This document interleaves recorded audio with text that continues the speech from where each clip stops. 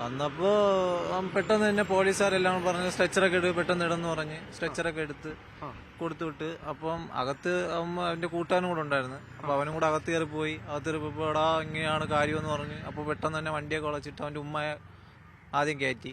ഉമ്മയുടെ ബാക്ക് തല ഇവിടെയൊക്കെ കുറച്ച് പൊട്ടലും പിന്നെ മുഖത്തൊക്കെ കുറച്ച് കാര്യങ്ങൾ ഇതൊക്കെ പോയിട്ട് ചതയൊക്കെ പോയിട്ടുണ്ടായിരുന്നു മുഖത്ത്.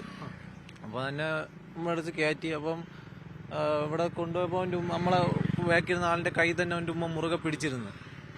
കയ്യിൽ പിടിച്ചിട്ടുണ്ട്, നല്ല മുറുകെ പിടിച്ചിട്ടുണ്ടായിരുന്നു. എന്നിട്ട് നേരെ ഇവിടെ നിന്ന് തന്നെ ഗോകുല ആശുപത്രിയിലോട്ട് കൊണ്ടുപോയി. വെഞ്ഞാടൊക്കെ എത്തിയപ്പോൾ തന്നെ കൈയൊക്കെ പതുക്കെ അങ്ങ് എടുക്കാൻ തുടങ്ങി. അപ്പൊ ബാക്കിരുന്ന ആള് പറഞ്ഞാണ് കൈയൊക്കെ എടുക്കാൻ തുടങ്ങി. സ്പീഡിനെത്തി പെട്ടെന്ന് പോകുന്നു പറഞ്ഞു. അങ്ങനെ നേരെ ഗോകുല ആശുപത്രിയിൽ നിന്ന് കയറ്റി. അവിടെ നിന്ന് കയറ്റിയപ്പോൾ നമ്മള് നേരെ കയറ്റിയാണ് ചെയ്തത്. ഈ മറ്റ് രണ്ടുപേര് അവരെ ഏതവസ്ഥയിലാണ് ഈ വീടിനകത്ത്?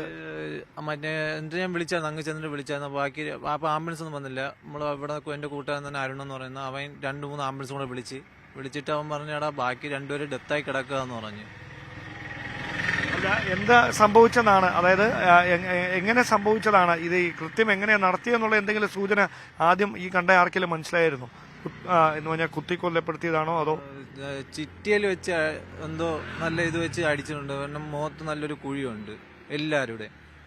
മറ്റേ പയ്യന്റെ ഒരു കണ്ണില്ല, ഒരു കണ്ണ് മാത്രം നല്ല തുറന്നിരിപ്പുണ്ട്. ഒരു കണ്ണ് ഫുൾ അങ്ങ് അകത്ത് പോയി.